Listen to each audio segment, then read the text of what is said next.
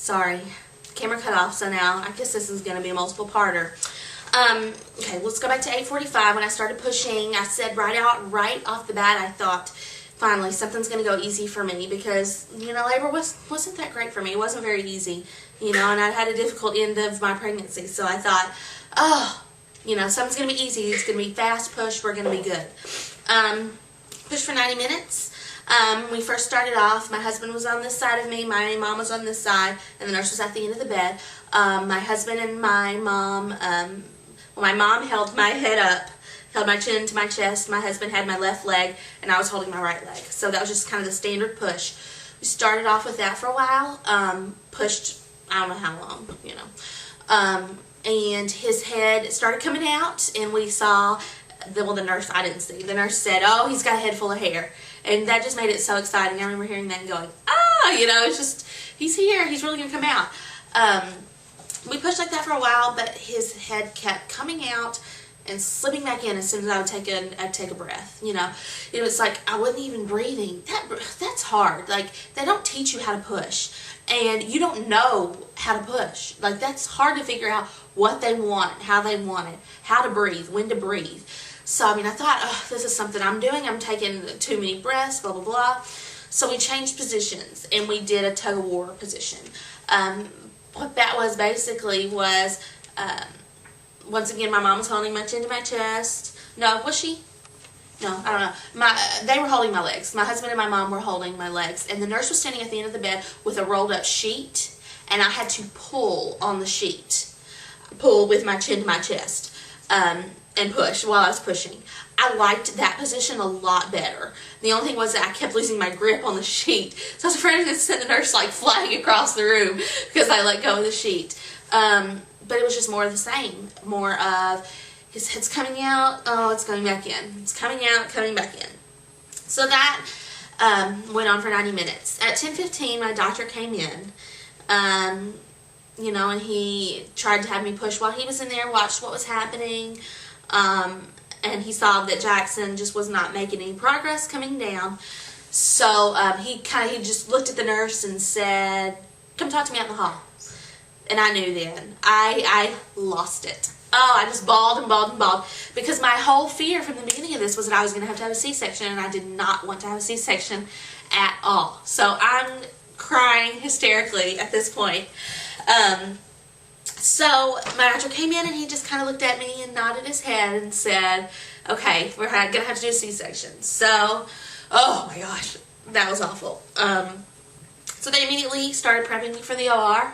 I, at that point, started falling asleep. I was completely in and out of it. I remember them giving Jason his blue scrubs. My mom telling him how to put the shoe things on. I vaguely remember them telling me, what they were doing to me, what they were putting on me, the medicines they were putting in me, that kind of thing. Vaguely remember it. I started shaking, immediately. I don't know if it was the stuff that they popped into me or just being scared because I have never had surgery or anything before. Yeah, that was at 10:15. They started prepping me. I was in and out of sleep. Don't remember. I do remember them rolling the bed out the door, heading down to the OR, just thinking, wow, so this is what an OR looks like. This is what the operating, I just always picture on Grey's Anatomy, because that's the only operating room you ever see is in Grey's Anatomy. And it was really nothing like that. And I remember they had music playing when I rolled in. I remember the anesthesiologist and my nurse being there, and I remember them transferring me from my bed to the operating table. So they started the C-section at 11:16. My husband did hear my doctor, say what time he was starting. I don't know when they started the cutting. I don't know any of that. I do remember feeling pressure. And I just remember laying there the whole time thinking, oh, I hope I don't feel anything because I know they're going to knock me out. Oh, I hope I don't feel anything because Ashley's Creative Corner, I watched your C-section was it the day or two before I went to the hospital having my baby. So I just kept thinking, oh, I hope that doesn't happen to me. I don't want them to knock me out. Oh, all I felt was pressure though. So Jackson was born at 11:22 p.m. on October 8th.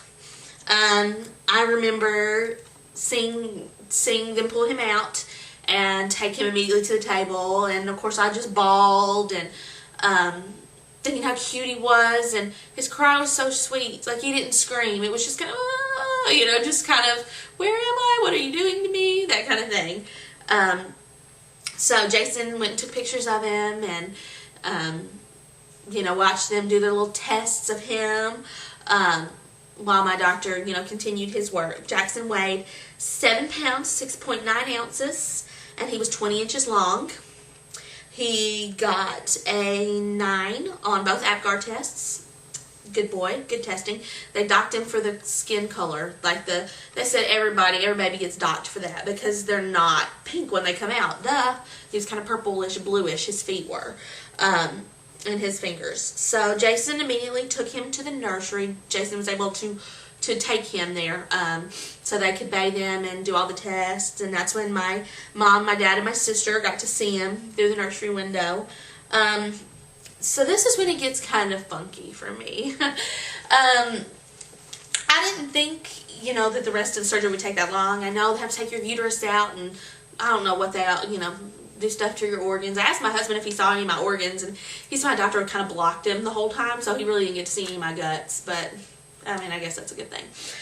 So anyway, during the rest of the surgery, I was kind of in and out of it. I remember I made myself wake up and stay awake for when Jackson was born. I wasn't going to miss that.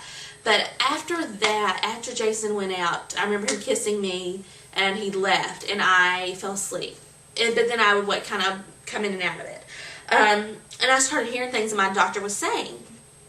And all of a sudden, I hear he and the anesthesiologist talking about what they can give me. What can we give her?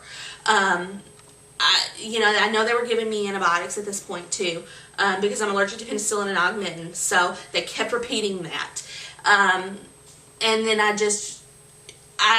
she's losing a lot. I heard that. Well, she's losing a lot. And then all of a sudden my doctor says, Cindy, hon, are you sure you've not had any abdominal surgery? I've never had surgery. I've never had anything. And so I told him no, you know.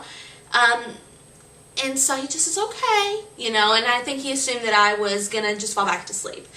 Well, I heard him talking to one of the assistants, and he said, well, I have never seen anything like this before. This looks to me like a unicorniate, I think that's what it's called, unicorniate uterus. And he starts pointing things out to